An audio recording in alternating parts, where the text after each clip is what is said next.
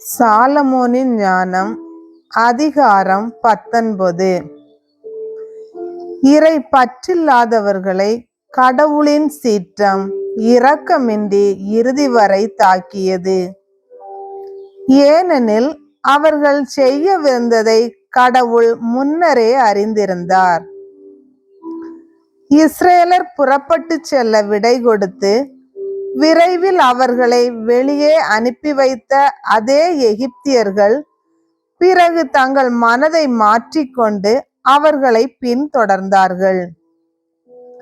எகிப்தியர்கள் தங்களுள் இறந்தவர்களின் கல்லறைகளில் புலம்பி அவர்களுக்காக இன்னும் துயரம் கொண்டாடுகையில் இன்னோர் அறிவற்ற சூழ்ச்சியில் இறங்கினார்கள். முன்பு யாரை வெளியேறும்படி வேண்டிக் கொண்டார்களோ அவர்களையே தப்பியோடுவோரை போல துரத்தி சென்றார்கள். தங்கள் நடத்தைக்கு ஏற்ற முடிவுக்கே அவர்கள் தள்ளப்பட்டார்கள். அதனால் இதற்கு முன் நடந்தவற்றை எல்லாம் அவர்கள் மறந்து விட்டார்கள். இவ்வாறு தங்கள் துன்பத்தில் குறையாயிருந்த தண்டனையை நிறைவு செய்தார்கள். இவ்வாறு மக்கள் வியத்தகு பயணத்தை தொடர்ந்து சென்றார்கள். அவர்களுடைய பகைவர்களோ விந்தையான சாவை எதிர்கொண்டார்கள். பிள்ளைகள் தீங்கின்றி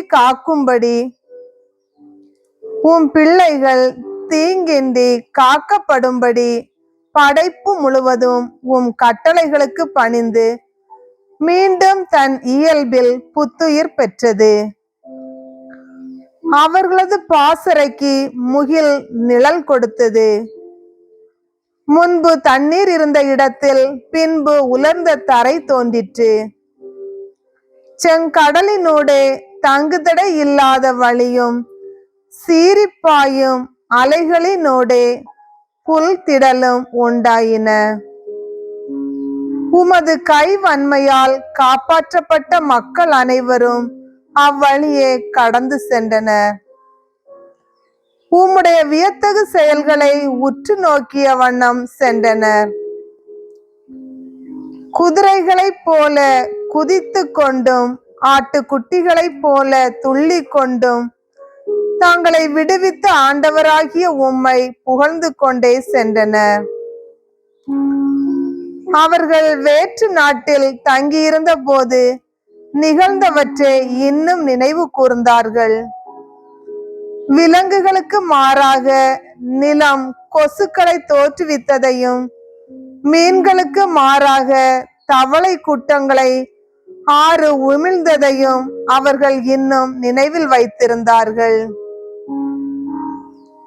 பின்பு சுவையான இறைச்சியை அவர்கள் விரும்பி வேண்டிய போது புது வகை பறவைகளை கண்டார்கள். ஏனெனில் அவர்களுடைய விருப்பத்தை நிறைவு செய்ய கடலில் இருந்து காடைகள் புறப்பட்டு வந்தன. பேரிடியால் எச்சரிக்கப்பட்ட பின்னரே பாவிகள் தண்டிக்கப்பட்டார்கள். தாங்கள் செய்த தீச்செயல்களுக்காக நீதியின்படி துன்புற்றார்கள். ஏனெனில் அந்நியர் மட்டில் பகைமையுடன் நடந்து கொண்டார்கள். சோதோம் நகரை சேர்ந்தோர் தங்களை நாடி வந்த வேற்றினத்தாருக்கு இடம் கொடுக்க மறுத்தார்கள்.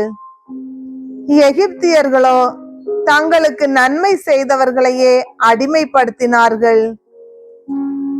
இது மட்டுமன்றி சோதோம் நகரை சேர்ந்தோர் உறுதியாக தண்டனை தீர்ப்புக்கு உள்ளானார்கள்.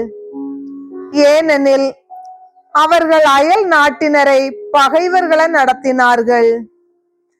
எகிப்தியர்களோ அயல் நாட்டினரை விழா கோலத்துடன் வரவேற்று அவர்களுக்கு எல்லா உரிமையும் அளித்த பின்னரும் கொடுந்தொல்லைகள் தந்து அவர்களை துன்புறுத்தினார்கள். நீதிமானின் கதவு அருகில் சோதோம் நகரை சேர்ந்தோர் கவ்விய கார் இருளால் சூழப்பட்டு தம் தம் கதவை தடவி பார்த்து வழி தேடியது போல் எகிப்தியர்களும் பார்வையற்று போயினர். யாழின் சுருதிகள் மாறாமலே இருந்து கொண்டு பண்ணின் இயல்பை மாற்றி அமைப்பது போல் இயற்கையின் ஆற்றல்களும் செயல்படுகின்றன. நிகழ்ந்தவற்றை கண்டு இந்த உண்மையை தெளிவாக அறிந்து கொள்ளலாம். நிலத்தில் வாழும் விலங்குகள் நீரில் வாழும் விலங்குகளாக மாறின. நீந்தி திரியும் உயிரினங்கள் நிலத்திற்கு ஏறி வந்தன.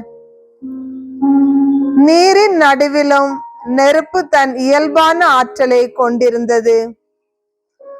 நீரும் தன் அவிக்கும் இயல்பை மறந்துவிட்டது. மாறாக அழியக்கூடிய உயிரினங்கள் நெருப்புக்குள் நடந்த போதும் அவற்றின் சதையை அது சுட்டெரிக்கவில்லை. பனிக்கட்டி போல் எளிதில் உருகும் தன்மை கொண்ட அந்த விண்ணக உணவையும் உருக்கவில்லை. ஆண்டவரே, நீர் எல்லாவற்றிலும் உம் மக்களை உயர்த்தி மேன்மைப்படுத்தினீர். எல்லா நேரத்திலும் எல்லா இடத்திலும் நீர் அவர்களுக்கு துணை புரிய தவறவில்லை. ஆண்டவரின் அருள்வாக்கு.